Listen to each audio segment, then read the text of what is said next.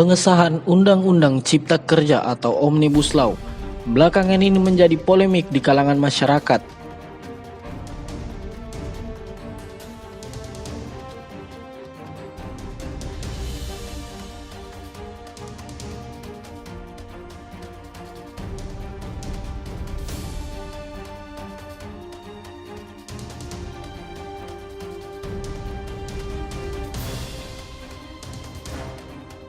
Banyak aksi-aksi yang dilakukan oleh seluruh kalangan, baik itu dari LSM maupun dari kalangan mahasiswa.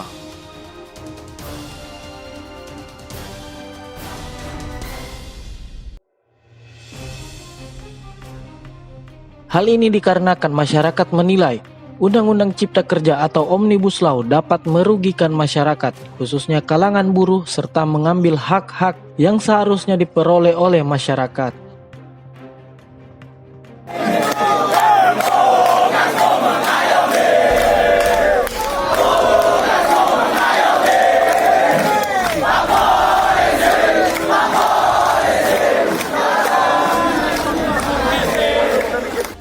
Dari beberapa aksi yang dilakukan oleh masyarakat, khususnya mahasiswa, tidak sedikit yang diwarnai dengan kericuhan.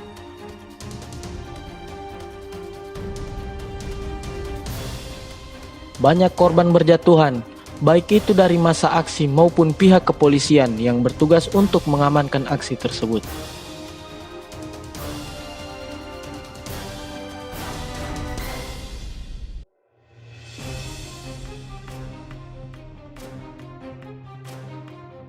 Banyaknya pro dan kontra terkait dengan pengesahan Undang-Undang Cipta Kerja ini. Tim Kaili TV coba menanyakan pendapat dari akademisi terkait dengan disahkannya Undang-Undang Cipta Kerja.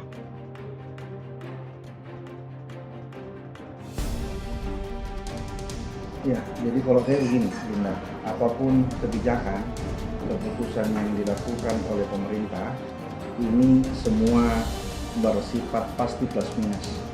Tidak ada satu kebijakan yang disetujui oleh semua, termasuk Undang-Undang Cipta Kerja ini, Omnibus Law ini.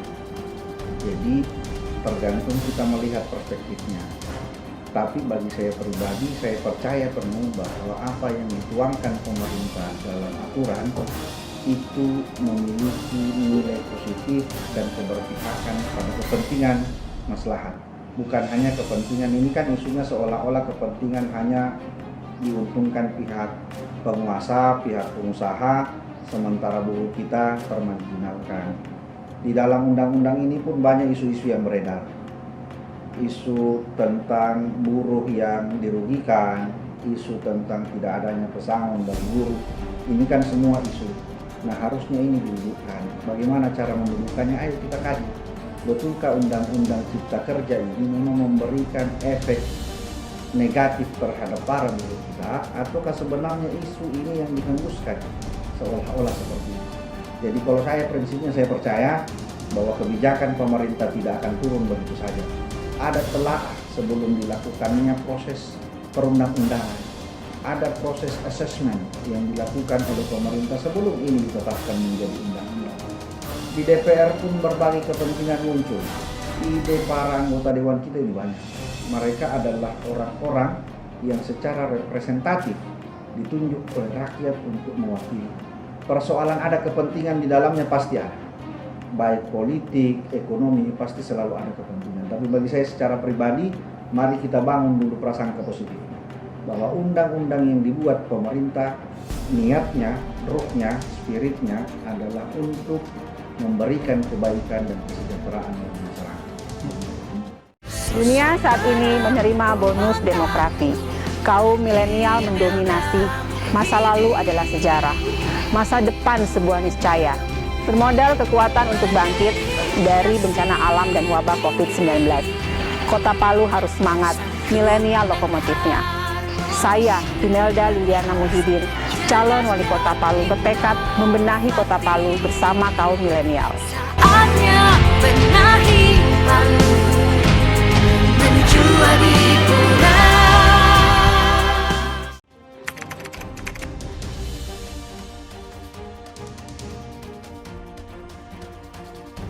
Tidak ada satu kebijakan yang keluar itu semua pro. dan tidak ada satu kebijakan yang keluar semua kontra, maka dua sisi ini akan selalu ada. Yang pro silahkan kemudian dipresor dan ditunjukkan ke masyarakat di mana nilai positifnya. Yang kontra bersifat kritis, nuansanya harus konstruktif. Konstruktif dalam arti harus memberikan efek positif. Jangan hanya memprotes tapi tidak tahu akar masalah. Jangan hanya kemudian mengkritik tapi tidak memberikan solusi. Oke, ketika sebagian adik-adik mahasiswa turun ke jalan lalu mengkritik masalah ini, it's okay, kita buka. Pertanyaannya adalah apa solusinya? Apakah mencabut undang-undang ini? Lalu kemudian apa usulannya? Undang-undang seperti apa yang ingin ditawarkan? Sehingga kalau saya kritik boleh, tapi harus memberikan solusi. Bagi yang pro, tidak juga kemudian pasif dan tidak mensosialisasikan. Tunjukkan di mana efek positif dan kesalahpahaman masyarakat ketika itu memang ada. Jadi ada balances informasi di situ, bagaimana kemudian pemerintah memberikan informasi yang sehat dan masyarakat tidak memulai dari prasangka kemudian seolah-olah itu langsung salah. Ayo kita tahu dulu apa ini undang-undang ini. Kalau produk ini kita pahami, maka kemudian kita mau mengkritik boleh, tapi kemudian kritik itu diikuti dengan solusi. Tidak hanya bersuara tapi kemudian tidak memberikan efek. Harus bagaimana kita?